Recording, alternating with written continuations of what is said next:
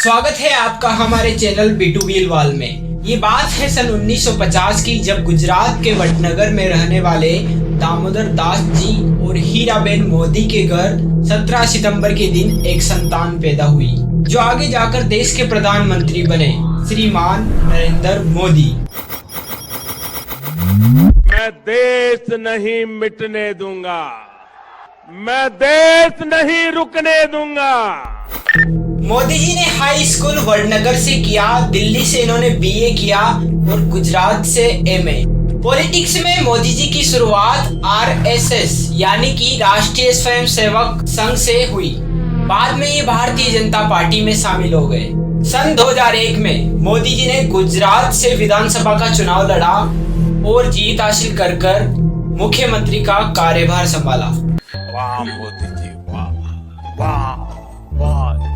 जब मोदी जी 20 वर्ष के हुए, सन 1970 में कांग्रेस के दो बड़े नेताओं राजीव गांधी और सोनिया गांधी के घर भी एक बेटा पैदा होता है, जो आगे जाकर कांग्रेस की राजनीतिक परंपरा को आगे बढ़ाने का काम करते हैं, राहुल गांधी जी। मोदी जी के परिवार के राजनीति से संबंध नहीं थे, लेकिन राहुल जी के परिवार के राजनीति से गहरे संबंध थे।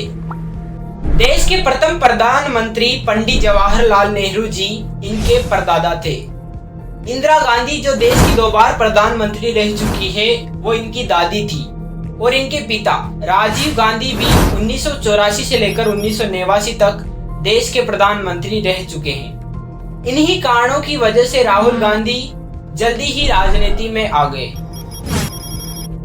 सन 2004 में राहुल गांधी पहली बार अमेठी सीट से चुनाव लड़ते हैं, क्योंकि इस सीट से पहले इनकी मां सोनिया गांधी चुनाव लड़ी थी।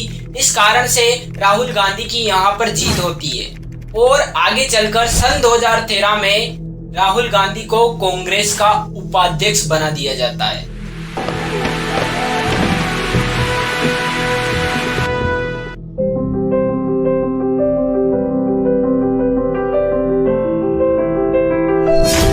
अब बात आती है 2014 लोकसभा चुनाव की, जब पहली बार राहुल जी और मोदी जी आमने सामने आते हैं।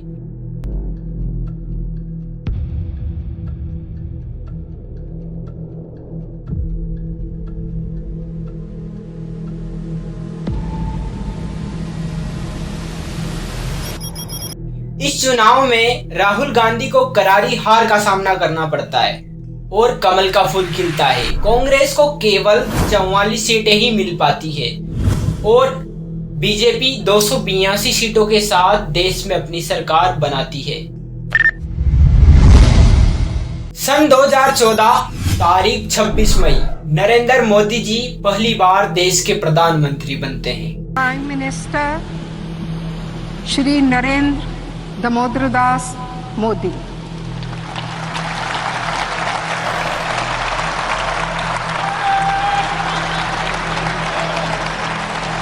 सन 2019 के लोकसभा चुनाव में फिर दोबारा वही देखने को मिलता है। कांग्रेस को 52 सीटें मिलती है और कमल फिर दोबारा खिलता है। बीजेपी 303 सीटों के साथ सरकार बनाती है। दूसरी बार देश के प्रधानमंत्री बनते हैं। दूसरी बार देश नरेंद्र दामोदर दास मोदी, ईश्वर की शपथ लेता हूँ।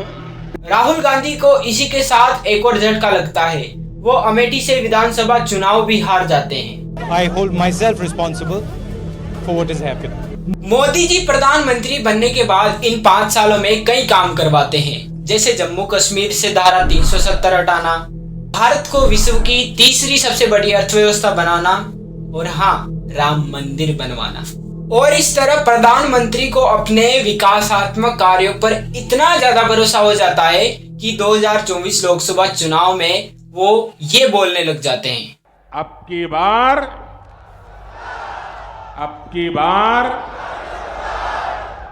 लेकिन जैसा कि आप जानते हैं कि चुनाव का परिणाम आ चुका है, जिसमें कांग्रेस को 99 सीटें और कांग्रेस के गठबंधन को 232 सीटें मिली है, जबकि बीजेपी को 400 पार तो नहीं लेकिन 240 सीटें मिली है और बीजेपी के गठबंधन को 294 सीटें मिली है। हालांकि 400 पार नहीं हुआ, लेकिन कमल तीसरी बार भी खिला जरूर है और मोदी जी बन गए हैं तीसरी बार देश के प्रधानमंत्री। नरेंद्र दामोदर दास मोदी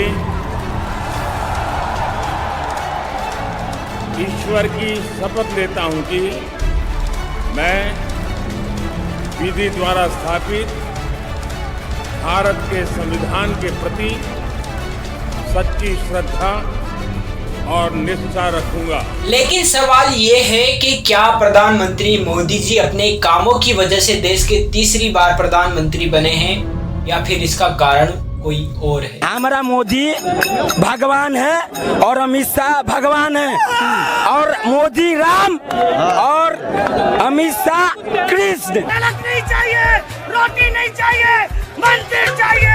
मोदी तो भगवान है, मोदी जैसा तो कोई है ही नहीं, हम तो ये कहते हैं। ऐसा है जो मोदी जी जो काम कर रहे हैं ना, आपको उनकी कोई खामी दिखती नहीं? कोई कमी नहीं, अगर हो भी तो नहीं दिखेगी। नहीं दिखेगी। आप लोगों को क्या क्या सुविधाएं मिली हैं? हम लोगों को कुछ नहीं, हम लोगों को कहे नहीं मिला, कुछ नहीं मिला यार। न चूल्हा मिला, न का नाम जैसे लैट्रिन के मिला और न कोई आवास में कुछ नहीं मिला। हमारा तो भगवान है मोदी, हम दिल से कह रहे हैं। यूक्रेन और रशिया का युद्ध कौन रुकवाएगा? मोदी जी रुकवाए। मैं तो मोदी का भक्त हूँ जी। हर मोदी। लोकतंत्र खत्म। केवल ये लोग ही नहीं, मोदी जी खुद के बारे में भी अपने विचार ऐसे ही रखते हैं। उनका मानना है कि वो आप लोगों की तरह और मेरी तरह पैदा ही नहीं हुए हैं। कन्विंस हो चुका कि परमात्मा ने मुझे भेजा है। ये ऊर्जा बायोलॉजिकल शरीर से नहीं मिली है, शायद ईश्वर ने ही मुझे किसी काम के लिए भेजा है।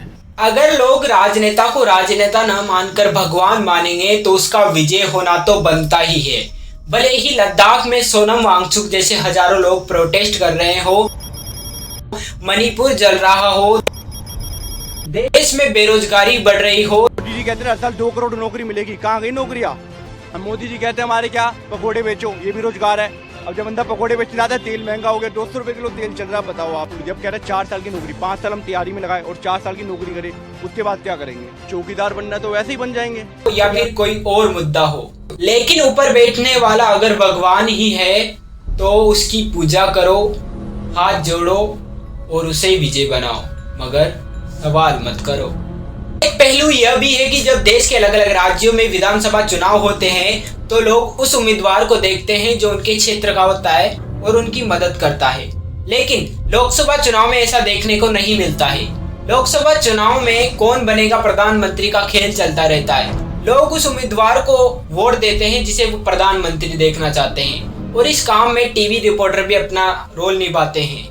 लोग ये तक भी नहीं देखते कि उनके क्षेत्र का प्रतिनिधित्व कौन करेगा। तो किसी पार्टी के कट्टर भक्त बन जाते हैं। वो जिस पार्टी को 5 साल पहले वोट करते थे उसी को आगे वोट करने की कसम खा लेते हैं।